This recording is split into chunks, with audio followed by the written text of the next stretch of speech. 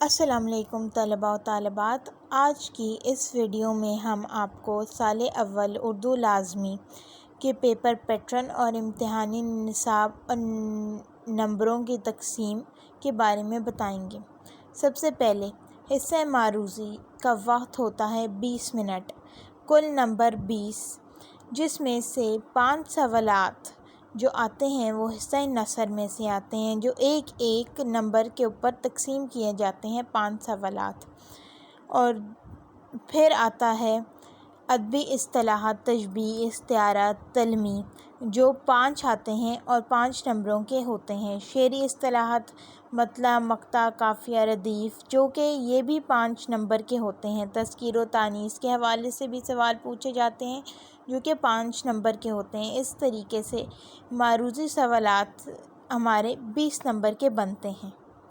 اسی طریقے سے حصہ انشائیہ کا وقت ہوتا ہے 2 گھنٹے 40 منٹ اور کل نمبر 80۔ اور سوال نمبر 2 الف پوچھا جاتا ہے اشعار کی تشریح حصہ نظم میں سے، اور اس کا بے پارٹ جو ہوتا ہے اس میں پوچھا جاتا ہے اشعار کی تشریح حصہ غزل، جو کہ حصہ نظم کی تشریح بھی 10 نمبر کی ہوتی ہے اور حصہ غزل کی بھی 10 نمبر کی ہوتی ہے۔ اور سوال نمبر 3 حوالہ متن اور سیاق و سباق کے حوالے سے تشریح، جو کہ کسی بھی سبق میں سے پوچھا جا سکتا ہے، اس کے کل نمبر ہوتے ہیں 15۔ اور نصابی سبق کا خلاصہ حصہ نثر میں سے 10 نمبر کا ہوتا ہے۔ نظم کا خلاصہ 5 نمبر کا ہوتا ہے۔ مکالمہ یا رداد یا روزنامچہ 10 نمبر کا ہوتا ہے۔ درخواست یا رسید وہ بھی 10 نمبر کے ہوتے ہیں۔ اور تلخیص نگاری، اور جس کا عنوان بھی آپ کو بتانا ہوتا ہے، وہ ہوتا ہے 10 نمبر کا سوال۔ تو کل ملا کے نمبر ہمارے بنے 80۔ اور اب ہم بات کرتے ہیں پیپر پیٹرن سال اول اردو لازمی کے بارے میں۔ سوال نمبر 2 الف درجہ ذیل اشعار کی تشریح کیجیے اور شاعر کا نام اور نظم کا عنوان بھی تحریر کیجیے۔ نظم کا عنوان 1 نمبر، شاعر کا نام 1 نمبر، اشعار کی تشریح 8 نمبر کی ہوتی ہے۔ اسی طریقے سے سوال نمبر 2 حصہ ب میں غزل کی تشریح کا سوال آتا ہے، جس میں سے شاعر کے نام کا 1 نمبر ہوتا ہے اور ہر شعر کی تشریح کے 3 نمبر ہوتے ہیں، جو کل ملا کے 9 نمبر بنتے ہیں۔ اسی طریقے سے یہ بھی 10 نمبر کی ہوتی ہے۔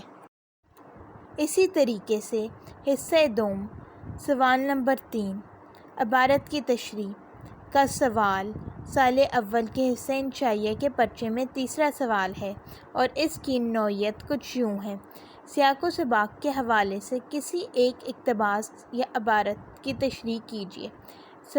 سبق کا عنوان اور مصنف کا نام بھی لکھیں۔ حوالہ متن اور سیاق و سباق کے حوالے سے ایک جزء کی تشریح کریں۔